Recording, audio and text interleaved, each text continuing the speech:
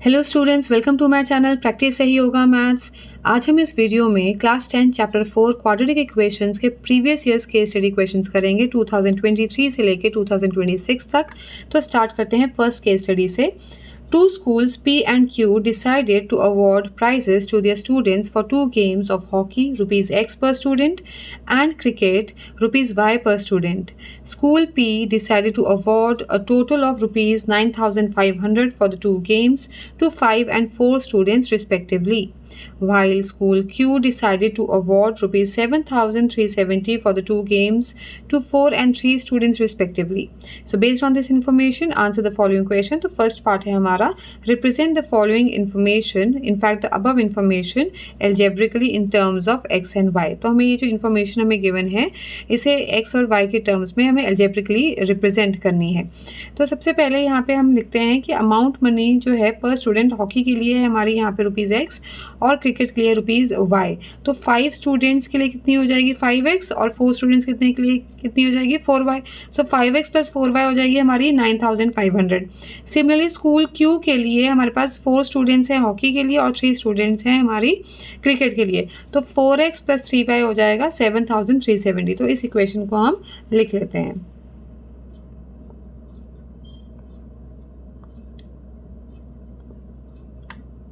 हम लिखेंगे first part price amount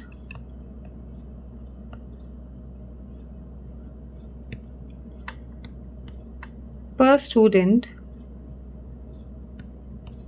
for hockey is equal to rupees X and price amount per student for cricket is equal to rupees Y। ठीक है, तो हमने algebraic equation जो है वो क्रिएट करनी है फर्स्ट पार्ट में। सो फॉर स्कूल P यहाँ पे हमारे पास हैं 5 and 4 स्टूडेंट्स रिस्पेक्टिवली का मतलब इसी ऑर्डर में जाना है। हॉकी के लिए 5 स्टूडेंट्स हैं और क्रिकेट के लिए कितने हैं 4 स्टूडेंट्स। तो अगर एक बच्चे के लिए प्राइस अमाउंट है रुपीज़ X तो 5 के लिए हो जाएगी 5X। सिमिलरली क्रिकेट में अगर एक बच्चे के लिए प्राइस अमाउंट है रुपीज़ Y तो 4 स्टूडेंट्स के लिए हो जाएगी 4Y और टोटल प्राइस मनी है हमारे पास 9,500। तो हम यहाँ पे लिखेंगे according to question 5X plus 4y is equal to 9,500. Similarly, for the other school, school P, school Q, there are 4 students for hockey and 3 students for cricket. तो यहाँ पे हम लिखेंगे 4x plus 3y and the total prize amount is 7,370. तो ये हमारे first part का answer है कि जो हमें गिवन इन्फॉर्मेशन थी उसे हमें एल्जेब्रिकली रिप्रेजेंट करना था। ये हमारा फर्स्ट पार्ट हो गया। सेकेंड पार्ट है उसका भी ए पार्ट है what is the prize amount for hockey और में है prize amount on which game is more and by how much. तो इसका मतलब मुझे prize amount for hockey as well as cricket दोनों निकालना है। पहले हॉकी के लिए निकालेंगे और बी पार्ट में हम क्रिकेट के लिए भी निकालेंगे और फिर हमने निकालना है उनका डिफरेंस कि किसका ज़्यादा है और कितने से ज़्यादा है। ठीक है, तो हमें अब यहाँ पे 2 इक्वेशन हमारी क्रिएट हुई हैं। इसे हम दे देते हैं इक्वेशन नंबर 1 और इसे दे देते हैं हम इक्वेशन नंबर 2। अब यहाँ पे इन दोनों इक्वेशंस को हम या तो सब्स्टिट्यूशन मेथड से सॉल्व कर सकते हैं या फिर एलिमिनेशन से। तो यहाँ पे हम एलिमिनेशन मेथड यूज़ करने लगे हैं। तो यहाँ पे हमारे पास इस वाली इक्वेशन को मैं मल्टीप्लाई करूँगी। देखो मैं y का कोफिशिएंट सेम करने लगी हूँ, ठीक है ना। तो इस वाली इक्वेशन को मैं मल्टीप्लाई करूँगी 3 से एंड दूसरी इक्वेशन को मैं मल्टीप्लाई करूँगी 4 से। तो क्या होगा कि जो y का कोफिशिएंट है वो दोनों केसेस में 12 हो जाएगा। ठीक है, सो मेरी न्यू इक्वेशंस बन जाएंगी जब मैंने मल्टीप्लाई किया 3 और 4 के साथ।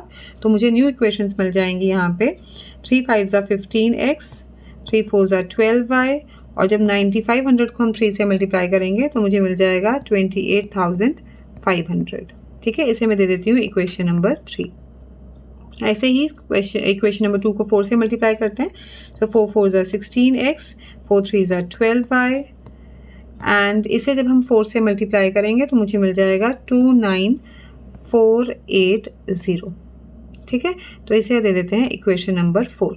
तो आप 3 में से 4 सब्ट्रैक्ट कर सकते हैं या 4 में से भी 3 सब्ट्रैक्ट कर सकते हैं, क्योंकि यहाँ पे अगर हम देखें इक्वेशन नंबर 4 में ये वाली वैल्यू और ये वाली वैल्यू जो है वो हमारी बड़ी है। तो हम 4 - 3 कर लेते हैं। So equation 4 minus equation 3। तो हम दोबारा से लिखेंगे equations 16x plus 12y is equal to 29,480 and 15x plus 12y is equal to 28500। ठीक है, अब हम इसे सब्ट्रैक्ट करेंगे। जब हम सब्ट्रैक्ट करते हैं तो साइन चेंज हो जाते हैं। ठीक है, तो यहाँ से हमें मिल जाएगा 980, ये कैंसिल आउट हो गया और यहाँ से मेरे पास मिल गया x, तो यहाँ पे लिखेंगे x इज इक्वल टू 980। ठीक है, तो ये मेरी प्राइस अमाउंट थी हॉकी के लिए, सो हम लिखेंगे therefore price amount for hockey is equal to ₹980। ठीक है, तो ये मेरे ए पार्ट का आंसर था। यहाँ पे ये हम सेकंड पार्ट कर रहे हैं, तो यहाँ पे लिख देते हैं सेकंड पार्ट, और ये हमारे सेकंड पार्ट के ए पार्ट का आंसर था। उसके बाद है price amount on which game is more and by how much. इसका मतलब मुझे इसमें y की वैल्यू भी निकालनी है, तो y की वैल्यू निकालने के लिए मैं किसी भी इक्वेशन में सब्स्टिट्यूट कर सकती हूँ, इक्वेशन नंबर 1 या इक्वेशन नंबर 2। तो हम यहाँ पे पुट इन 1 करते हैं, पुट दिस वैल्यू इन 1,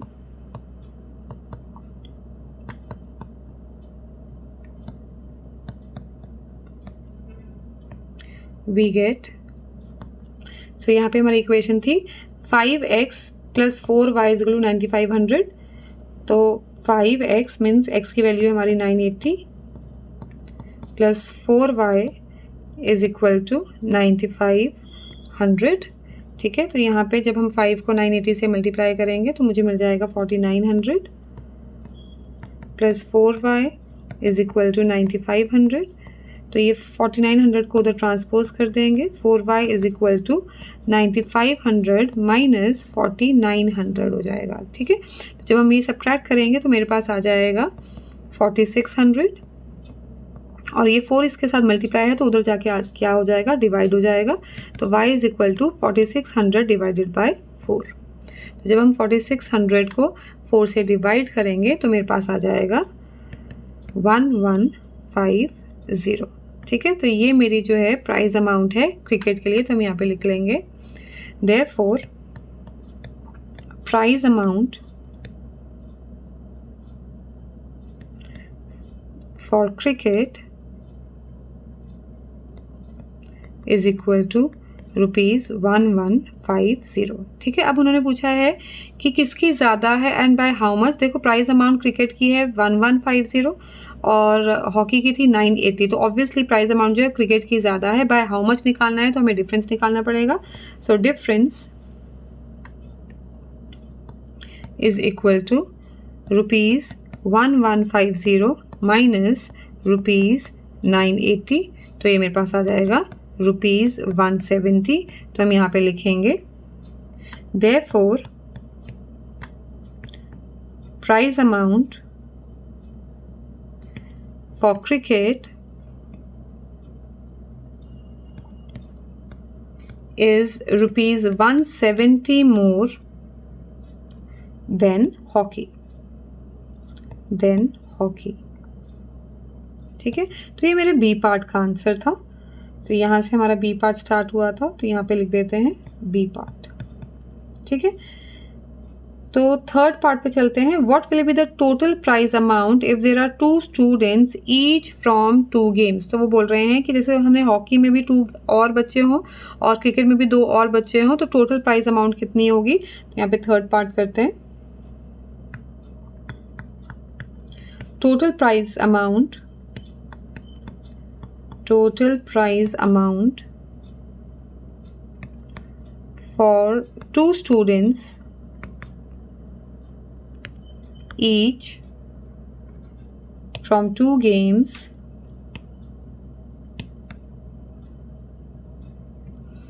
कितना हो जाएगा हमारे पास 2x प्लस 2y। ठीक है, तो जो कि हो गया हमारा 2 ब्रैकेट 2 कॉमन, सो ब्रैकेट में रह गया x प्लस वाई, और हमारे पास x की वैल्यू है 980 और y की वैल्यू है 1150।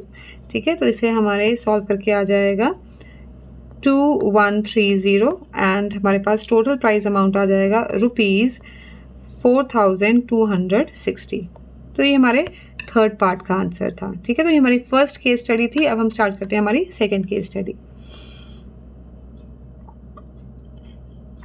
So second case study question ये 2024 में आया था.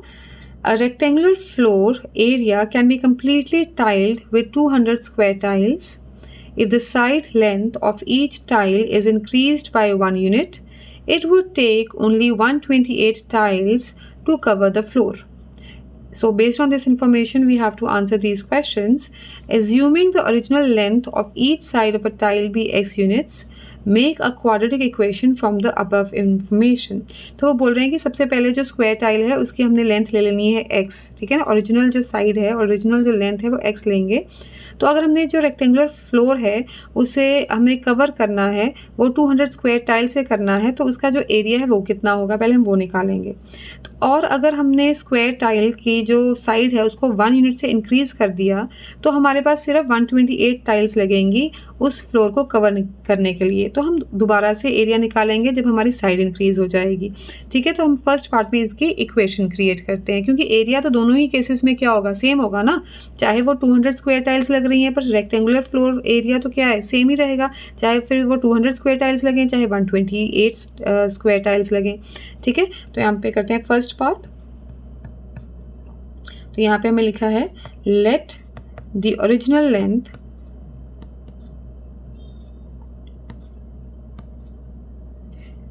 या साइड लेंथ लिख देते हैं, original side length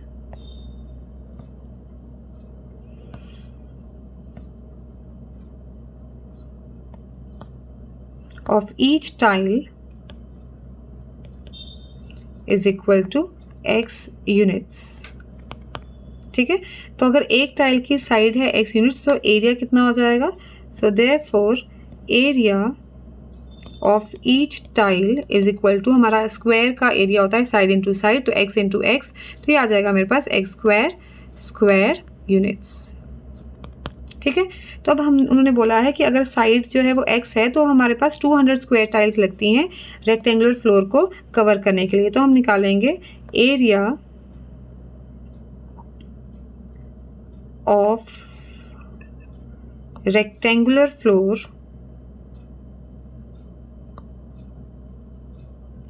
using 200 square tiles, ठीक है. तो एक स्क्वायर टाइल का एरिया है एक्स स्क्वायर, 200 स्क्वायर टाइल्स का एरिया कितना हो जाएगा हमारे पास 200 into x square, that is 200 x square units, ठीक है. तो ये तो एरिया था जब हमारे पास साइड थी x. अब उन्होंने बोला है कि अगर हम साइड को इंक्रीज कर दें बाय 1 यूनिट, तो हम पहले न्यू जो है इंक्रीज्ड साइड लेंथ लिखते हैं, न्यू साइड लेंथ लिखते हैं. सो यहाँ पे लिखेंगे new side length of each tile is equal to x plus 1 units, ठीक है ना. उन्होंने बोला है कि अगर हम 1 यूनिट इंक्रीज कर दें तो एरिया कितना हो जाएगा. So will write on therefore new area of each tile, so x plus 1 into x plus 1 that is x plus 1 का होल स्क्वायर यूनिट्स, ठीक है. तो ऐसे ही हमने एरिया निकालना है. अभी उन्होंने बोला है कि अगर जो है साइड 1 यूनिट इंक्रीज हो जाती है तब कितने टाइल्स लग रही हैं, 128 टाइल्स लग रही हैं. तो हम निकालेंगे area of rectangular floor using 128 tiles is equal to 128 into x plus 1 का होल स्क्वायर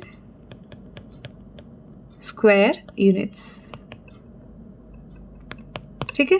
तो ये हमने न्यू एरिया निकाल दिया जहाँ पे 128 टाइल्स लग रही हैं. तो उन्होंने फर्स्ट पार्ट में हमें पूछा है कि मेक अ क्वाड्रेटिक इक्वेशन. तो देखो बेटा यहाँ पे रेक्टेंगुलर फ्लोर अगर हमारे पास 200 टाइल्स लग रही हैं, ठीक है, तब भी एरिया जो है उतना ही रहेगा. और 128 टाइल्स लग रही हैं तो जो फ्लोर है, फ्लोर तो उतना ही रहेगा ना, फ्लोर का एरिया तो चेंज नहीं होगा. तो मतलब ये दोनों एरियाज को हम क्या कर देंगे, इक्वेट कर देंगे. तो यहाँ पे लिखेंगे this, so the required quadratic equation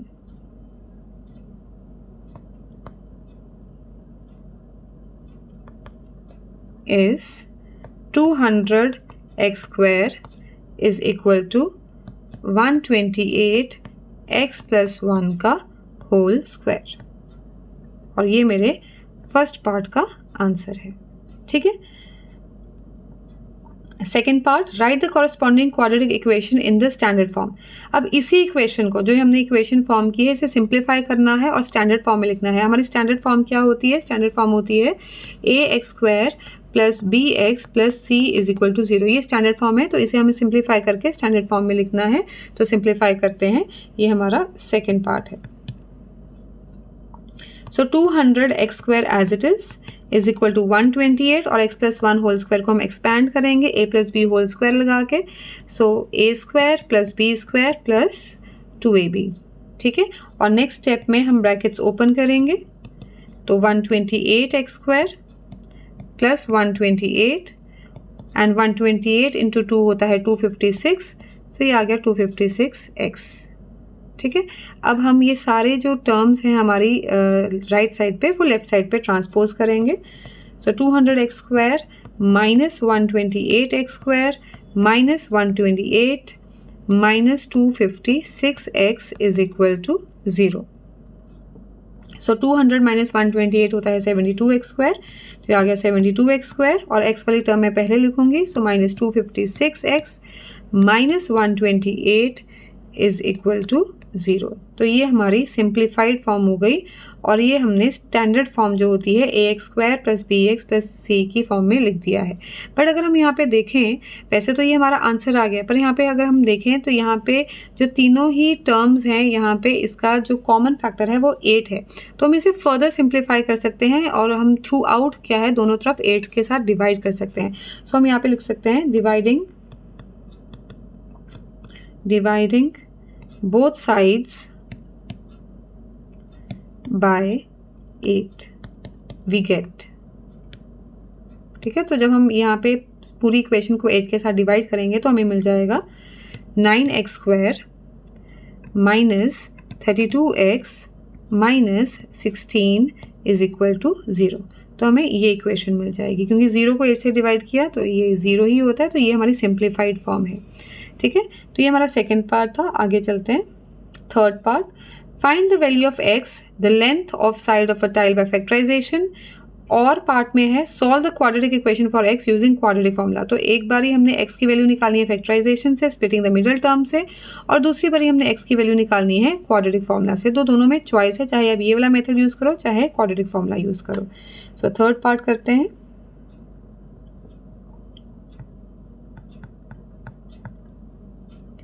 तो यहाँ पे हमारे पास देखो s की वैल्यू है, जो सम होता है x का कोफिशिएंट होता है -32, और जो प्रोडक्ट है वो है हमारे पास x² का कोफिशिएंट 9 इंटू कॉन्स्टेंट टर्म -16।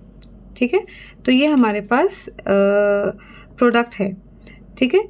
तो यहाँ पे -144 आ गया। तो मुझे ऐसे दो इंटीजर्स चाहिए जिनका प्रोडक्ट हो -144 और सम हो -32।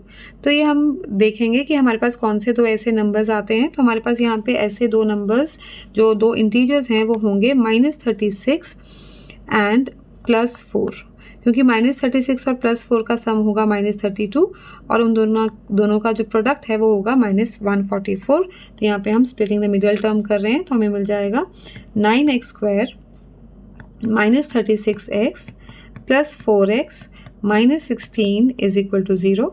Grouping them. ठीक है।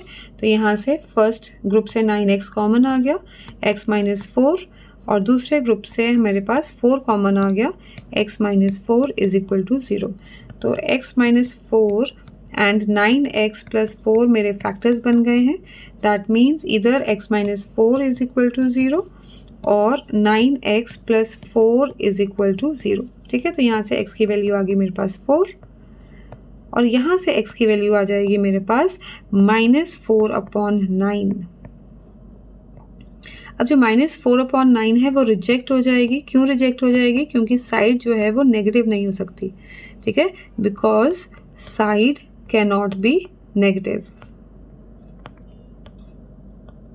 ठीक है, इसलिए ये रिजेक्ट हो गई। तो x की वैल्यू क्या आ गई 4। इसका मतलब जो हमारी साइड है तो यहाँ पे लिखेंगे therefore side length of each tile, ये ओरिजिनल लेंथ है, ठीक है ना, of each tile is equal to 4 units. ठीक है, तो ये हमारे जो थर्ड पार्ट है उसका ए पार्ट था जिससे हमने फैक्टराइजेशन से करना था। अब हम क्वाड्रेटिक फॉर्मूला यूज़ करेंगे। सो इसका और पार्ट करते हैं, और पार्ट। ठीक है, तो हम दोबारा से अपनी इक्वेशन लिख लेते हैं। हमारी इक्वेशन थी 9x square minus 32x minus 16, 9x square minus 32x minus 16 is equal to 0, और इसे हम कंपेयर करेंगे हमारी standard equation ax square plus bx plus c is equal to 0 के साथ, और a b c की वैल्यूज़ लिख लेंगे। तो a है 9, b है x का coefficient with sign minus 32 and c है constant term with sign again minus 16। ठीक है, और हमारा क्वाड्रेटिक फॉर्मूला होता है x is equal to minus B plus minus root B square minus 4ac upon 2a, ये हमारा क्वाड्रेटिक फॉर्मूला है। ठीक है, तो हम यहाँ पे वैल्यू सब्स्टिट्यूट करेंगे तो हमें मिल जाएगा x is equal to minus 32। तो ये बहुत इंपॉर्टेंट है, ध्यान रखना कि यहाँ पे जो फॉर्मूले में माइनस का साइन है और जब आप b की वैल्यू पुट कर रहे हो तो ब्रैकेट में डालो तो वहाँ पे भी माइनस है, तो माइनस माइनस क्या हो जाएगा, प्लस हो जाएगा। So root B square minus 4ac, ठीक है, अपॉन 2a। तो ये वैल्यूज़ मैंने सब्स्टिट्यूट कर दी। वैल्यू सब्स्टिट्यूशन के भी मार्क्स होते हैं बोर्ड्स में। 32 माइनस माइनस प्लस हो गया, प्लस माइनस, अब माइनस 32 का होल स्क्वायर करना है which is 1024, minus minus plus हो गया, 4 इंटू 9 इंटू 16 करेंगे तो ये हमें मिल जाएगा 576, 2 9 सा 18। ठीक है, so x is equal to 32 plus minus, तो इन दोनों को जब हम ऐड करेंगे तो हमें मिल जाएगा 1600 अपॉन 18। ठीक है, अब 1600 का स्क्वायर रूट होता है 40, तो x is equal to 32 plus minus 40 upon 18। तो एक बारी हम प्लस करेंगे, एक बारी हम माइनस करेंगे। So x is equal to 32 plus 40 upon 18, और x is equal to 32 minus 40 upon 18।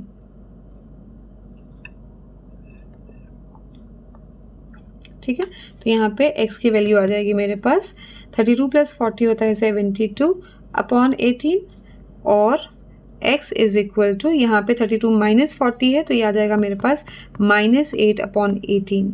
हमेशा जो हमारा आंसर है वो लोएस्ट टर्म्स में देना है, तो यहाँ पे कैंसिल हो जाएगा। 18 4 जा 72 होता है, तो x की वैल्यू आ गई मेरे पास 4 यहाँ से।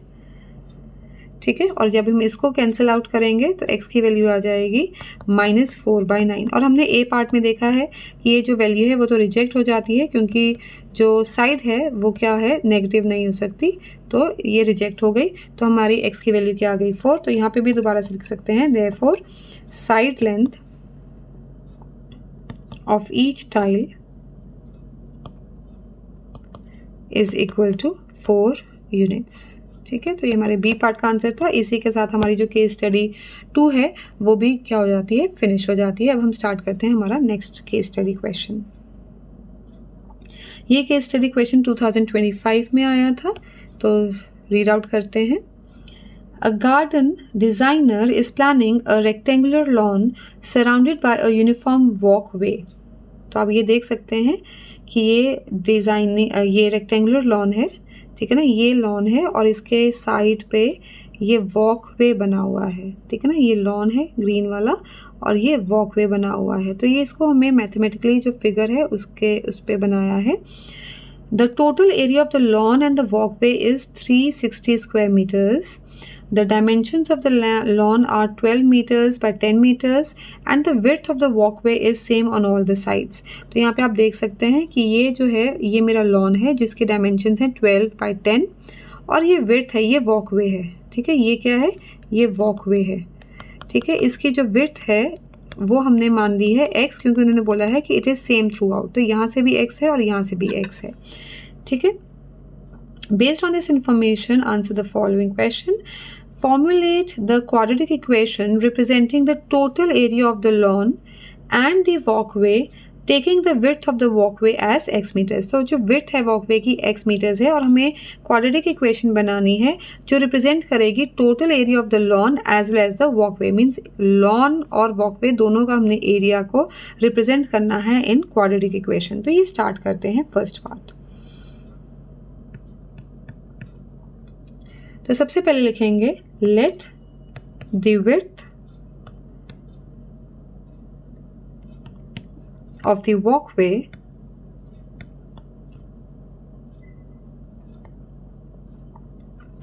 is equal to x meters। और ये ध्यान रहे कि ये जो width है वो सेम है थ्रू आउट, ठीक है। तो अगर ये width जो है वो सेम है तो ये लॉन है, तो हमें निकालना है new length including the walkway, ठीक है। तो यहाँ पे लिखेंगे dimensions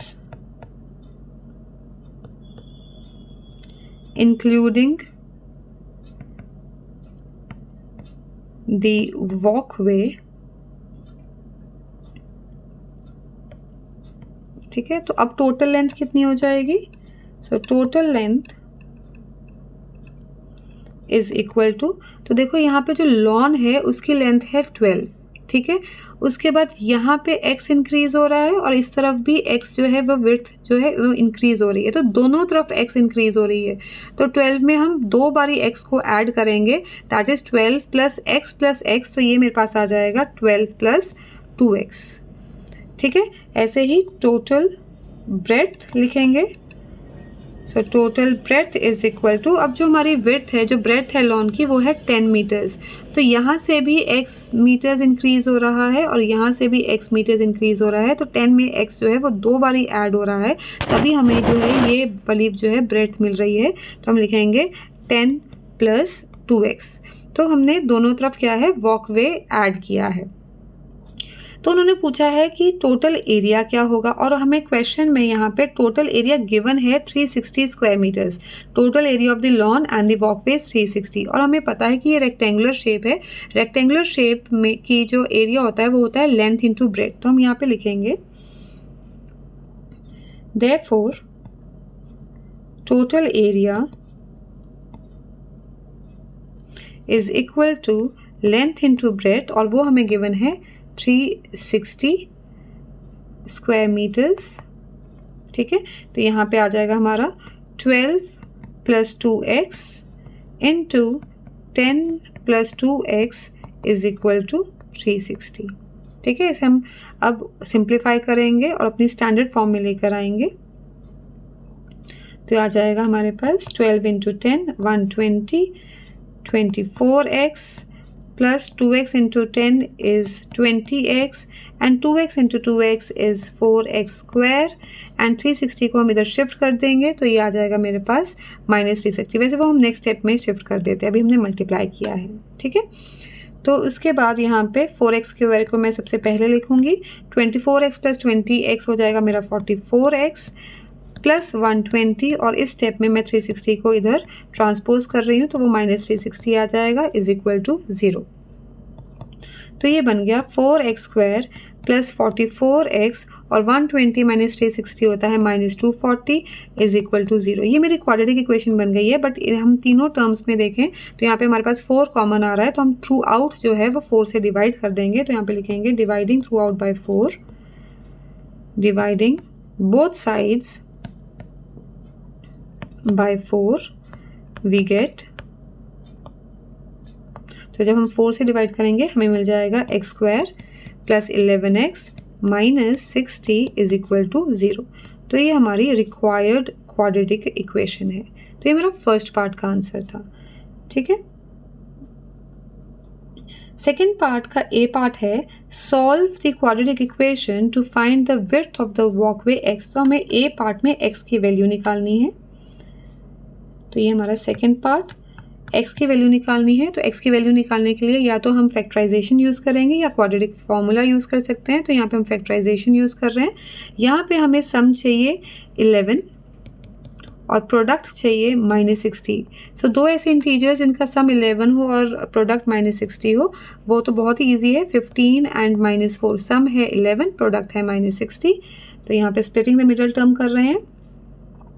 x square plus 15x minus 4x minus 60 is equal to 0. Grouping, first group में से x कॉमन, ब्रैकेट में रह गया x प्लस 15 और हमें पता है कि दूसरे ब्रैकेट में भी मेरा x प्लस 15 ही आएगा, है ना. तो दोनों ये वाला जो ग्रुप है दोनों टर्म्स में हम देख सकते हैं कि 4 कॉमन है और हमें माइनस भी कॉमन निकालना है. सो माइनस 4 और ब्रैकेट में रह गया x plus 15 is equal to 0. तो मेरे फैक्टर्स बन गए x plus 15 into x minus 4 is equal to 0. That means each factor is equal to 0. That's why their product means either x plus 15 is equal to 0 or x minus 4 is equal to 0. That is why their product is 0. So from here we get x is equal to minus 15 और x is equal to 4.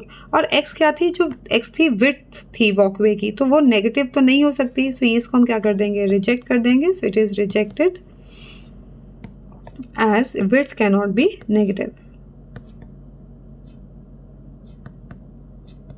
ठीक है, तो हमारी x की value क्या आ गई, 4 आ गई. तो यहाँ पे लिखेंगे therefore width of the walkway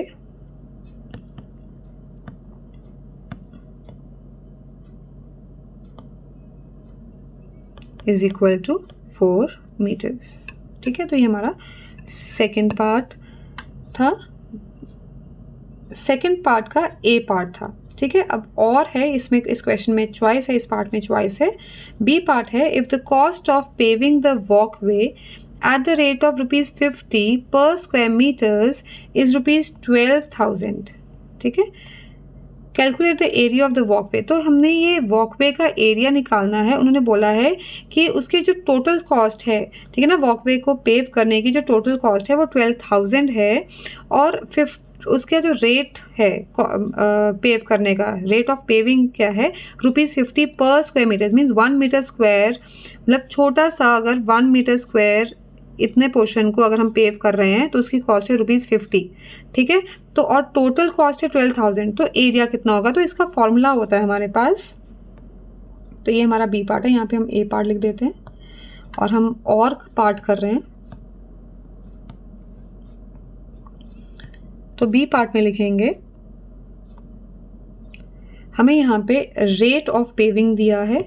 rate of paving is equal to ₹50 per metre square. ठीक है, और टोटल कॉस्ट ऑफ पेविंग दी है हमें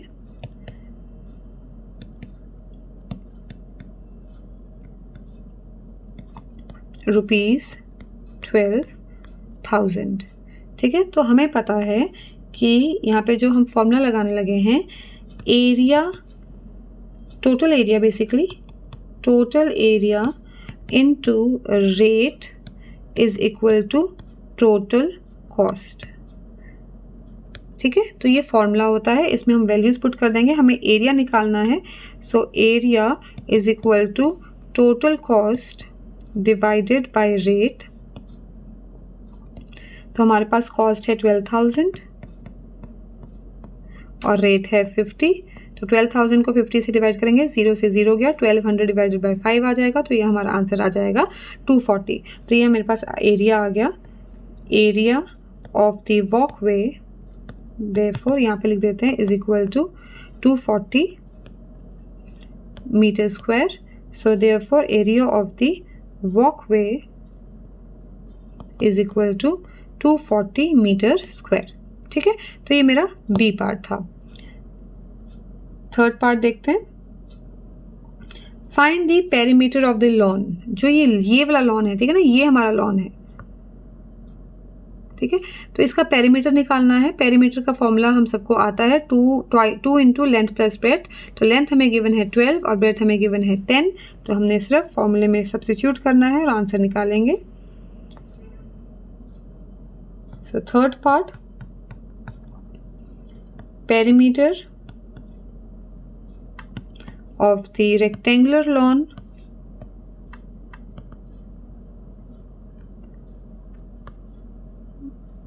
is equal to P is equal to 2 times length plus breadth.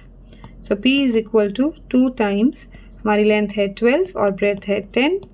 तो ये आ जाएगा 2 इंटू 22, सो ये आ गया हमारे पास 44 मीटर्स। तो perimeter of the rectangular lawn is 44 metres. इसी के साथ हमारी ये केस स्टडी भी क्या हो जाती है, फिनिश हो जाती है, ख़त्म हो जाती है। ठीक है, हम नेक्स्ट केस स्टडी करेंगे जो कि आया है 2026 में। Observe the figure given below. Okay, this is given below.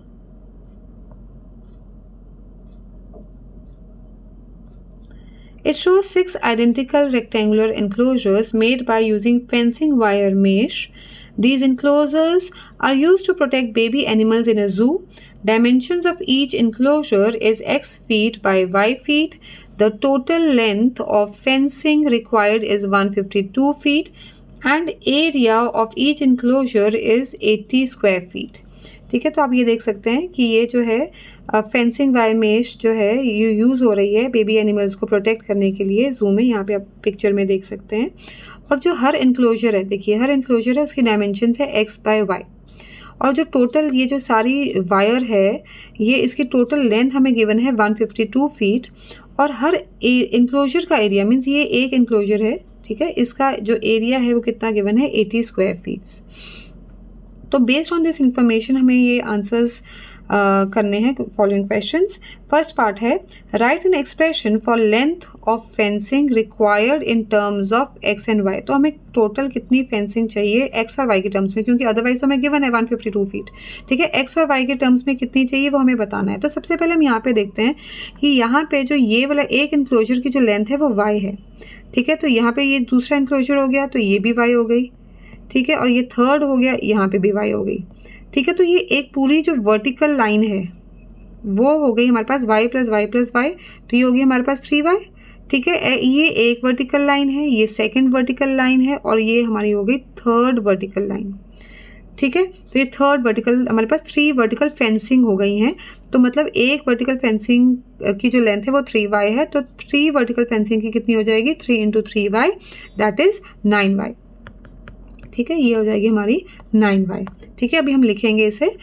और यहाँ पे जो ये हमें हॉरिजॉन्टल फेंसिंग जो दी हुई है वो एक इंक्लोजर की जो लेंथ है वो है x।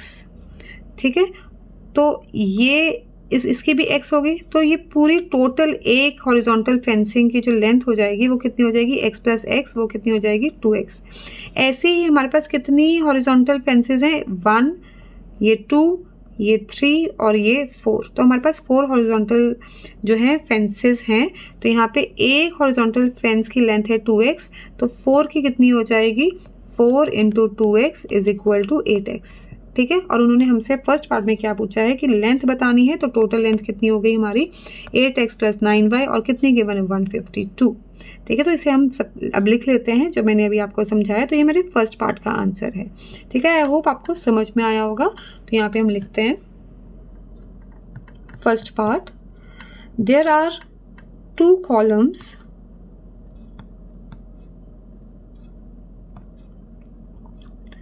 एंड 3, ये देखो ना, ये 1 कॉलम, ये सेकेंड कॉलम एंड 1 2 3, तो ये 2 कॉलम्स एंड 3 रोज हैं हमारे पास। 2 columns and 3 rows. Width of 1 enclosure is equal to x and height कह लो या लेंथ कह लो, तो यहाँ पे लेंथ के साथ साथ ब्रैकेट में हाइट भी लिख देती हूँ। हाइट ऑफ 1 enclosure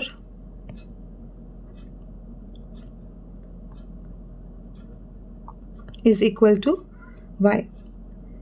ठीक है, तो हम पहले वर्टिकल फेंसिंग की बात कर लेते हैं।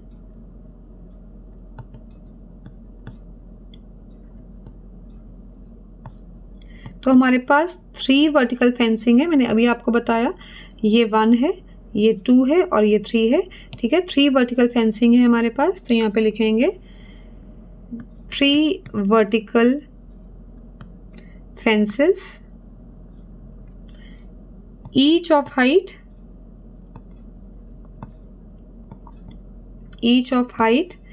3y। ठीक है, हमने बताया था 3y कैसे हो गई, क्योंकि एक इंक्लोजर की y है तो हमारे पास एक साइड पे 1 2 3 इंक्लोजर्स थे, तो y plus y plus y 3y हो गया, और हमारे पास ऐसे इधर भी है और इधर भी है, तो यहाँ पे आ जाएगा, ये मैं यहाँ पे लिख देती हूँ कैसे आया मेरे पास, y plus y plus y. ठीक है, तो टोटल वर्टिकल फेंसिंग कितनी होगी मेरे पास, टोटल वर्टिकल फेंसिंग, क्योंकि मेरे पास 3 वर्टिकल फेंसेस है, तो ये हो जाएगा 3 into 3y which is equal to 9y। ठीक है, ऐसे ही हम हॉरिजॉन्टल फेंसिंग की बात करेंगे।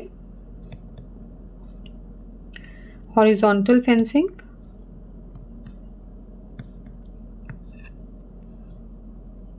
तो यहाँ पे मेरे पास 4 हॉरिजॉन्टल फेंसिंग है, जैसे मैंने आपको अभी बताया था, 4 horizontal fences and each of length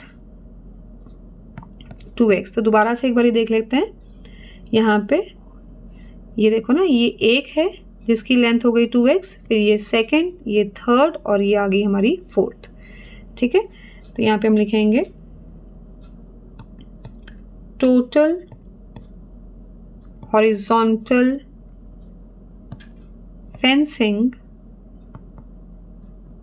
is equal to 4 into 2x which is equal to 8x। तो यहाँ पे हमने लेंथ 2x लिखी है, तो हम ब्रैकेट में यहाँ पे लिख सकते हैं कैसे आया, x प्लस एक्स करके आया था।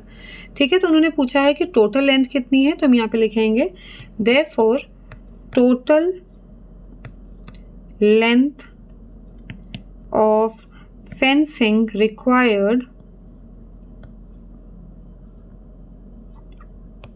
इज इक्वल टू, तो हम ऐड कर लेंगे, वर्टिकल फेंसिंग है 9y, हॉरिजॉन्टल फेंसिंग है 8x, तो ये आ जाएगा मेरे पास 9y प्लस 8x, और टोटल लेंथ हमें क्वेश्चन में गिवन है 152, तो ये मेरी इक्वेशन बन गई। ठीक है, तो ये मेरे फर्स्ट पार्ट का आंसर था, एक्सप्रेशन जो बनाना था वो हमने बना दिया है। सेकेंड पार्ट है right the area of each enclosure in terms of x. तो देखो जो एरिया है वो कितना होगा, लेंथ इंटू ब्रेड्थ। लेंथ हमें दी हुई है एक्स, और यहाँ पे सॉरी एक्स और वाई दिया हुआ है डायमेंशन हमें, तो एक्स इंटू वाई कर देंगे, पर उन्होंने बोला है area of each enclosure in terms of y, in terms of x, तो यहाँ पे हम लिखेंगे second part, area of a rectangle, यहाँ पे एनक्लोजर की बात हो रही है, तो यहाँ पे एनक्लोजर लिख देते हैं, is equal to length into breadth, तो यहाँ पे कह सकते हैं x into y is equal to 80, ये हमें गिवन है, और उन्होंने बोला है कि इन टर्म्स ऑफ x हमें वैल्यू चाहिए, तो y is equal to 80 upon x। ठीक है,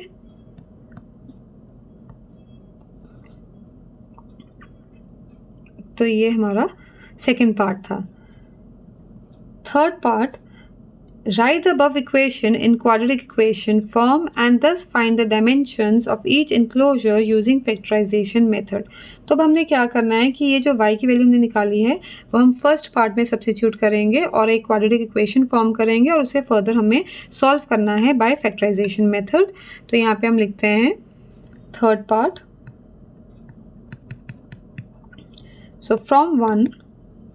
so from first part 9y plus 8x is equal to 152।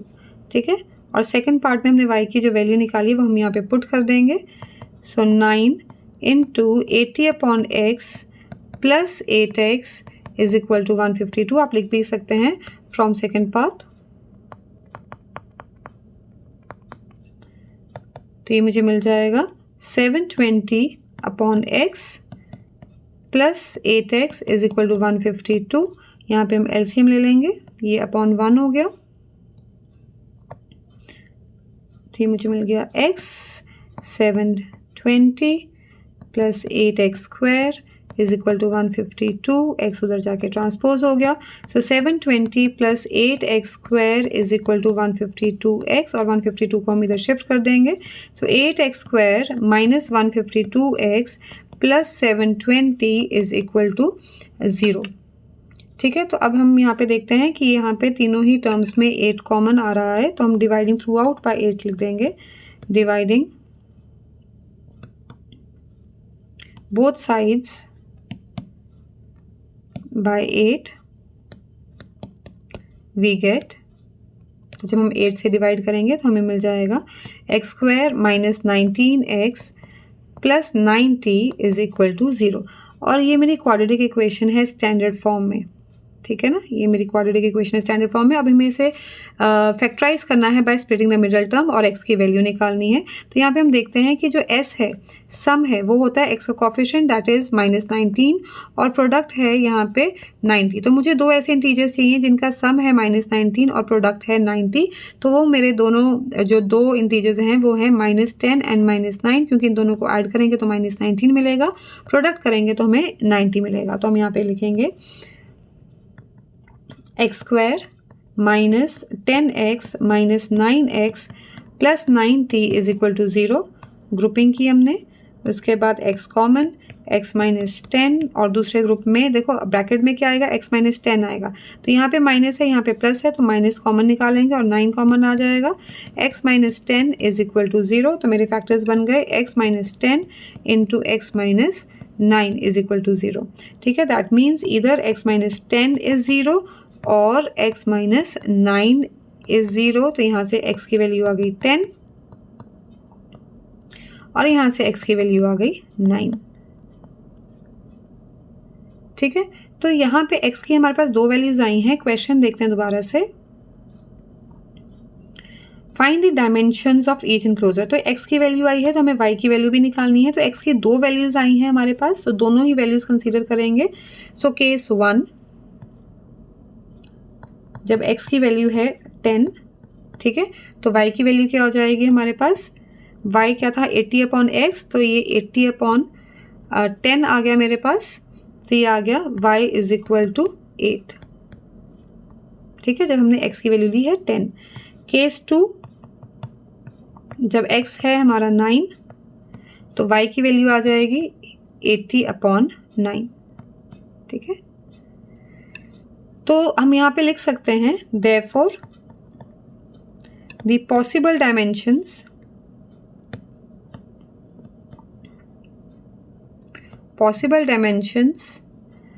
of each enclosure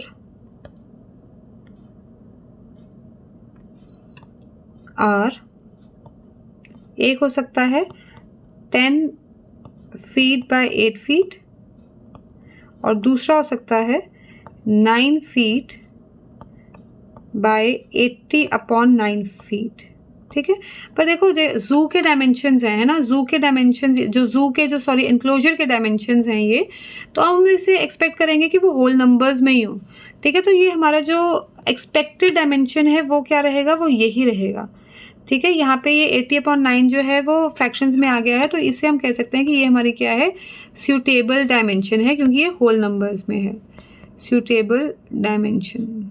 ठीक है, तो इसी के साथ जो है ये हमारी केस स्टडी खत्म होती है। हम स्टार्ट करते हैं अपना नेक्स्ट केस स्टडी क्वेश्चन। तो हमारे केस स्टडी क्वेश्चन है, ये CBSE सैम्पल पेपर 2024 में ये वाला केस स्टडी क्वेश्चन था। तो स्टार्ट करते हैं। Raj and Ajay are very close friends. Both the families decide to go to Ranikhet by their own cars. Raj's car travels at a speed of x km per hour, while Ajay's car travels 5 km per hour faster than Raj's car. Raj took 4 hours more than Ajay to complete the journey of 400 kilometers. So based on this information, we have to answer these questions. So A part है, what will be the distance covered by Ajay's car in 2 hours? तो सबसे पहले हमें जो given है वो लिख लेते हैं A part। तो सबसे पहले हमें गिवन है कि जो राज की कार की स्पीड है वो है x किलोमीटर पर आवर। यहाँ पे लिखेंगे speed of Raj car is equal to x kilometre per hour. ठीक है, तो अजय की उन्होंने बोला है 5 किलोमीटर पर आवर फास्टर है। सो स्पीड ऑफ अजय's कार, तो अगर राज की x है तो 5 किलोमीटर पर आवर ज़्यादा है, तो ये हो जाएगी हमारे पास x + 5 किलोमीटर पर आवर। ठीक है, तो वो बोल रहे हैं कि हमें क्वेश्चन में पूछा है कि what will be the distance covered by Ajay's car in 2 hours. तो सबसे पहले हम 1 आवर में निकाल लेते हैं, ठीक है। तो ये आपको पता होना चाहिए कि जो डिस्टेंस का फॉर्मूला होता है, डिस्टेंस का फॉर्मूला होता है स्पीड इनटू टाइम, ठीक है। So distance covered by Ajay in 1 hour कितना हो जाएगा, स्पीड इनटू टाइम, स्पीड है x+5 इंटू 1, ठीक है, इंटू 1, तो वो आ गई x+5 ओनली, ठीक है, किलोमीटर्स में, ठीक है। अब हमने निकालना है distance covered by Ajay in 2 hours, तो ये आ जाएगा x+5 इंटू 2, तो इसको मैं लिख सकती हूँ 2 इंटू x+5 और 2x + 10 किलोमीटर्स, ठीक है। तो ये हमारे ए पार्ट का आंसर था।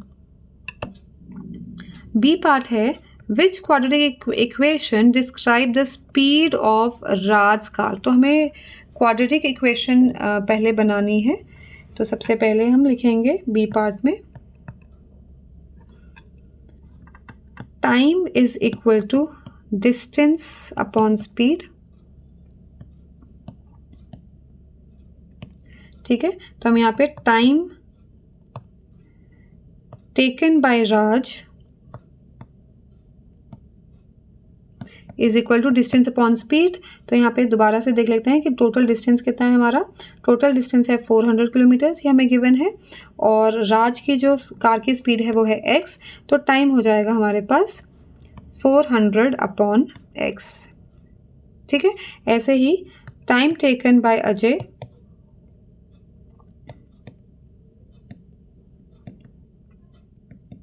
Is equal to distance upon speed, और अजय की जो कार की स्पीड है वो x+5 है, तो ये आ गया x+5। अब उन्होंने आगे बोला है कि राज टुक 4 आवर्स मोर देन अजय, ठीक है ना। राज की कार ने जब वो ट्रैवल कर रहे थे तो 4 घंटे ज़्यादा लिए अजय के। तो जब भी हमें क्वाड्रेटिक इक्वेशन बनानी होती है हमें उसे बैलेंस करना होता है, तो यहाँ पे लिखेंगे अकॉर्डिंग टू क्वेश्चन, ठीक है। तो अब अजय ने, उन्होंने बोला है कि अजय ने जो है, यहाँ पे दोबारा देखते हैं, राज टुक 4 आवर्स मोर देन अजय, ठीक है ना। तो अजय ने 4 आवर्स लेस लिए हैं और राज ने 4 आवर्स ज़्यादा लिए हैं, एक ही बात है, राज ने 4 आवर्स ज़्यादा लिए हैं।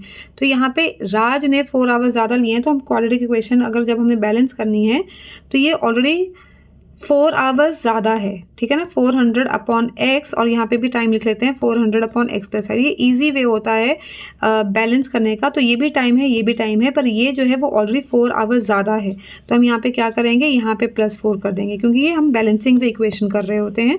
तो ये जो टाइम है ये ऑलरेडी जो है वो 4 आवर्स ज़्यादा है, तो यहाँ पे हमने +4 कर दिया, ठीक है।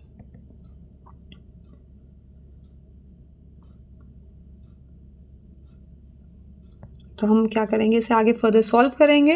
तो यहाँ पे 400 अपॉन x, मैं ये वाली जो टर्म है वो इस साइड ले आऊँगी, 400 अपॉन x+5, ये माइनस का हो जाएगा, इज इक्वल टू 4।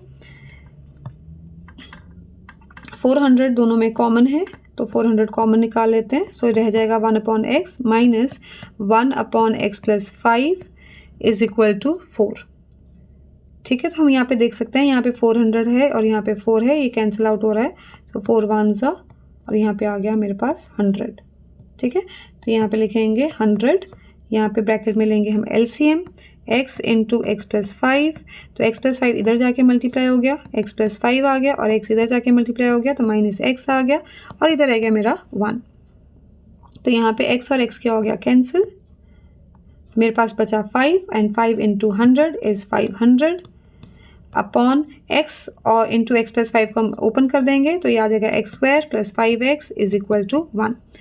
तो यहाँ पे ये जाके उधर मल्टीप्लाई हो जाएगा, 500 is equal to 1 into x² + 5x is x² + 5x, and अब हम 500 को इधर ट्रांसपोज करेंगे, तो ये आ जाएगा, यहाँ पे 0 रह जाएगा, x² + 5x - 500, और इसे हम ठीक से लिख लेते हैं, तो ये मुझे मिल गया x square plus 5x minus 500 is equal to 0। ये मेरी क्वाड्रेटिक इक्वेशन है, ठीक है। तो ये मेरा बी पार्ट का आंसर था। अब सी पार्ट देखते हैं। What is the speed of Raj car. तो स्पीड पूछी है राज के कार की, और राज के कार की स्पीड है x। इसका मतलब मुझे ये जो क्वाड्रेटिक इक्वेशन आई है इसे सिंप्लीफाई करना है, इसे सॉल्व करना है to find the value of x। तो हम इसे किसी भी मेथड से कर सकते हैं, क्वाड्रेटिक और या फिर फैक्टराइजेशन। तो फैक्टराइजेशन ही कर रहे हैं हम यहाँ पे। तो यहाँ पे जो सम है वो x का कोफिशिएंट दैट इज 5, प्रोडक्ट है यहाँ पे माइनस 500। दो ऐसे इंटीजर्स चाहिए जिनका सम 5 हो और प्रोडक्ट जो हो वो माइनस 500 हो। तो यहाँ पे ऐसे दो इंटीजर्स हैं मेरे पास 25 और यहाँ पे माइनस 500 चाहिए, तो हम इसको ले सकते हैं माइनस 20, ठीक है। तो आप देख सकते हैं कि इन दोनों का सम करेंगे तो 5 आएगा प्लस का 5, प्रोडक्ट करेंगे तो माइनस 500 आएगा। तो स्प्लिटिंग द मिडल टर्म कर रहे हैं। तो ये हमारा सी पार्ट शुरू हो गया है। X square plus 25x minus 20x minus 500 is equal to 0। इनकी ग्रुपिंग कर देते हैं। अब फर्स्ट ग्रुप में से x कॉमन है तो x प्लस 25 हमारा ब्रैकेट में रह गया। अब यहाँ पे माइनस 20x है और माइनस 500 है, और हम देख रहे हैं कि दोनों में जो है वो माइनस 20 कॉमन है, तो ब्रैकेट में रह जाएगा x plus 25 is equal to 0। तो मेरे फैक्टर्स बन गए x plus 25 into x minus 20। तो इसका मतलब यह है कि या तो x प्लस 25 जो है वो 0 के इक्वल है, या फिर x माइनस 20 0 के इक्वल है। तो यहाँ से वैल्यू आ जाएगी x is equal to minus 25, और यहाँ से वैल्यू आ जाएगी x इज इक्वल टू 20। तो अब ये जो स्पीड है वो नेगेटिव नहीं हो सकती, तो इसे हम रिजेक्ट कर देंगे और लिखेंगे कि as speed can not be negative.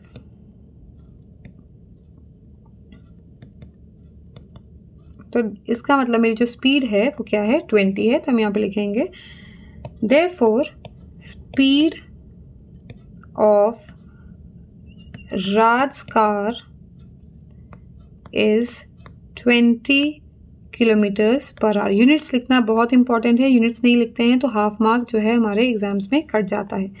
तो इसी के साथ ये केस स्टडी भी हमारी फिनिश होती है। हमने बहुत इंपॉर्टेंट केस स्टडी क्वेश्चंस किए हैं जो हमारे पिछले बोर्ड एग्जामिनेशंस में आए हैं। So subscribe to my YouTube channel practice से ही होगा maths, and thank you for watching.